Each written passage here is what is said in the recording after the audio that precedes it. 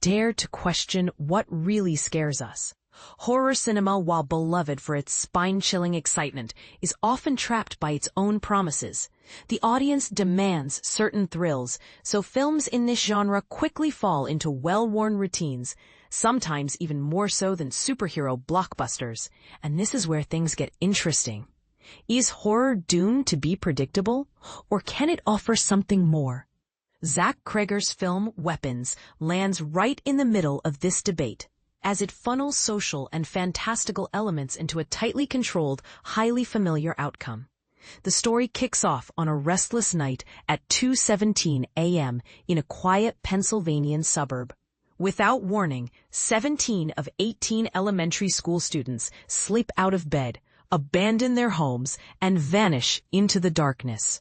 Through a brief narration, we are thrust into a whirlwind investigation involving police, worried parents, school administrators, and their teacher, Justine, played by Julia Garner, the one responsible for the missing children.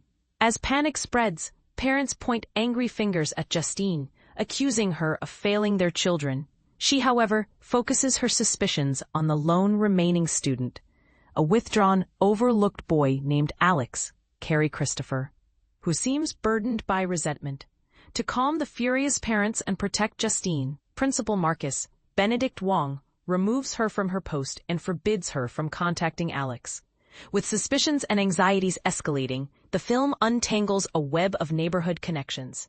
Justine reconnects with Officer Paul, Alden Ehrenreich, who is dating Donna, June Diane Raphael, the daughter of Police Chief Ed, Toby Huss, who also happens to be Paul's boss.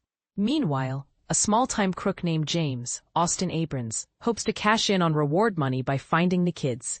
And a particularly zealous parent, Archer, Josh Brolin, starts his own amateur investigation after feeling stonewalled by the police. At its heart, Weapons is a traditional mystery. Cregger cleverly segments the film into chapters, each spotlighting a different character's perspective. The plot frequently doubles back in time, giving viewers a layered look at how these lives overlap, as coincidences and near misses pile up. This narrative structure creates a tense maze full of near misses and eerie convergences, heightening the sense that randomness, not just logic, drives these investigations. But here's the controversial bit. Despite these interesting mechanics, the characters feel more like chess pieces than real people. And the town itself seems little more than a backdrop for the unfolding tragedy.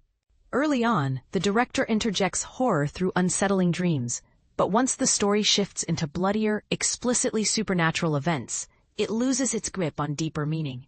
The movie quickly veers into more shocking, gruesome territory, but in the end, these moments serve little purpose beyond eliciting a reaction, almost like a prank. The roots of the film's evil remain hazy. There's no biting critique of suburban decay. No festering hatred or corruption at the community's heart.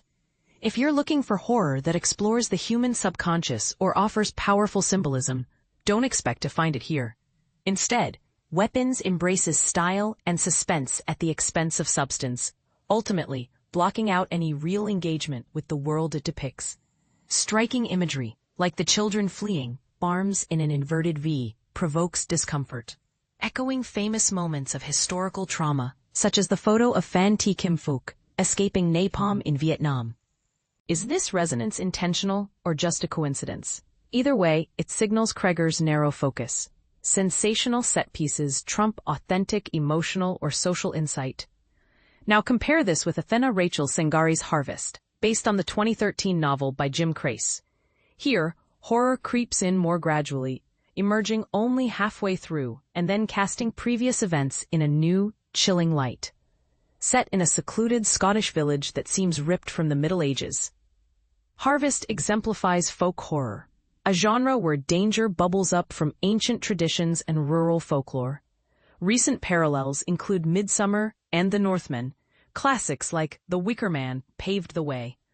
Unlike Weapons, though, Harvest uses horror to provoke thought, not just sensation.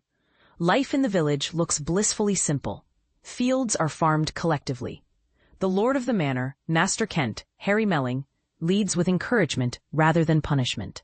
When a mysterious fire destroys the barn, the villagers risk their lives to save what they can, opting against an official investigation, a reflection of their camaraderie. The inner voice of the narrative belongs to Walt Thurse, Caleb Landry Jones, Kent's close friend and unofficial right-hand man. Raised as privileged as Kent himself, but later choosing a simpler life, Walt stands out for his intelligence and perspective, which shapes much of the film's tone.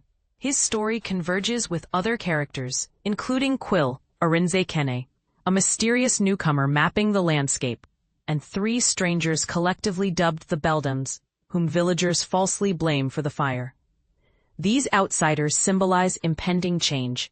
Having lost their own village, they prefigure the community's fate as it faces social and economic upheaval, mirroring the historical process known as enclosure, which swept away traditional ways of life for profit-driven modernity. Harvest stands out as political cinema, a kind of archaeological dig into the birth of capitalism and the logistics that underpin economic transformation. Sangari, drawing on her Greek heritage, uses the medieval past as a stand-in for social dynamics, much like American directors use the Wild West to symbolize the forces of society and governance. In the age-old debate between Hobbes' view of humanity as brutal and Rousseau's belief in our inherent goodness, Sangari tips the scale toward gentle, cooperative human nature. The villagers are only aggressive toward newcomers, an attitude the film partly justifies since Quill's mapping presages an external legal and economic takeover.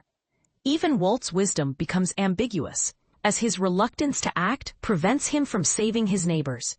Sangari's historical vision lends the film weight, but here comes a point that might unsettle viewers, despite its philosophical aspirations. The details sometimes feel limited. The director offers information sparingly, holding back just enough to keep viewers guessing, a technique that, while mysterious, sometimes starves the setting of depth.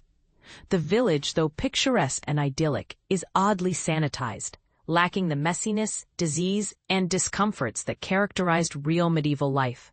Even the cinematography, handled mostly with a handheld camera, feels unusually placid.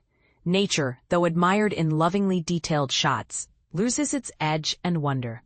Is this a conscious choice, an innocent stylized vision of bygone innocence?